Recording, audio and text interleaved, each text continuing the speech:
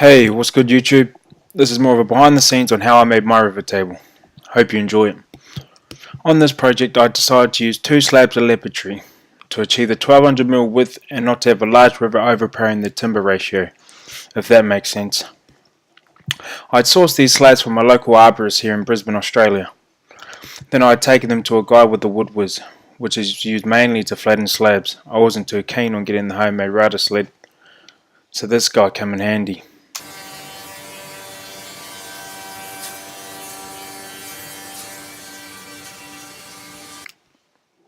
It's always good to get the family involved in these projects, and yes, these slabs were heavy.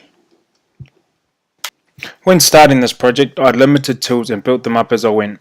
So to get my straight cuts, I used a spirit level and a piece of melamine. It actually worked well. At this point it doesn't have to be perfect. With the offcuts, I actually used them in a side project to make a matching hallway shelf, which turned out really good as these were my first projects. Here I am using a Metalin reinforced insulation tape that I get from my local Bunnings. I cover up the holes on the bottom side, then I fill them from the top. This tape worked really well. Once the resin was cured, it came off with no dramas, and it's not even expensive. This hole was huge, but it gave this piece more character, which was awesome. Now on to getting the form ready and start pouring. Laying down this plastic saved me a lot of cleanup time. Although I sealed the inside edges with silicone, I did manage to get a nasty leak, and I didn't even realise it until the next day. Using as sawhorses is a good idea if you don't have a large workbench, because it was at a good height when it came to pouring. Levelling the form is a crucial part also, as you don't want your resin running to one end of the pour.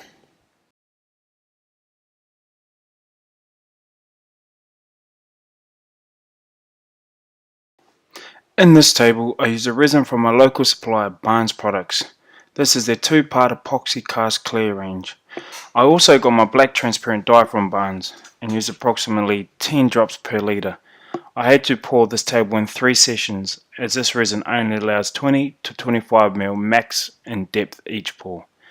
Make sure you mix your resin very well for at least 15 minutes, and if you think it's done, go for another 5. Altogether in this table I used around 22 litres. Instead of a torch or a heat gun to pop the bubbles, I use isopropyl alcohol spray, and it works great. Being in Australia is hot enough as it is, so it seems like a good idea. Not sure if it matters anyway, just thought it sounds good. After the 3rd pour, I let it sit for 3 days for it to fully cure. Then I was able to release it from the form. When it comes to demoulding, the sides come off easily. I used mould release wax on the bottom, but that didn't work too well, which made the melamine stick to the bottom. Next time I'll be layering my form with a Metalin tape just to make things easier. One thing I forgot, make sure you seal the live edges and also the holes if you can. This will help stop the bubbles from coming through. I just used the resin and brushed it on. This hole was a beauty to work with. In between pours, I waited 24 hours and then lightly scuffed it with 120 grit sandpaper before I did my next pour.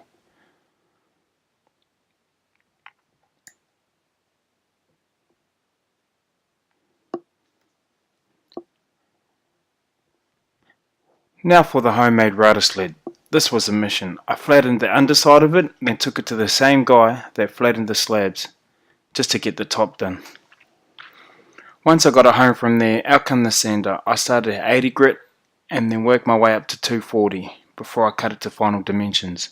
Festa were great letting me trial this track saw for a week, as I was looking into getting my own with more projects coming up.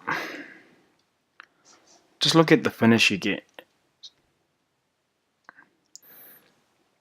From here on in, I was having dramas with the camera, so I didn't get any footage finishing the table, sanding, or filling in the little holes that you get. Once I did fill those holes in with epoxy, I went back with the sander and started from 80 right up to 320 before I finished it with Osmo Pollux oil. Well, that's all from me now. I hope you enjoyed that and you learned something. Head over to my Facebook and Instagram at Slick Tables for more projects upcoming, and drop us a follow. Cheers.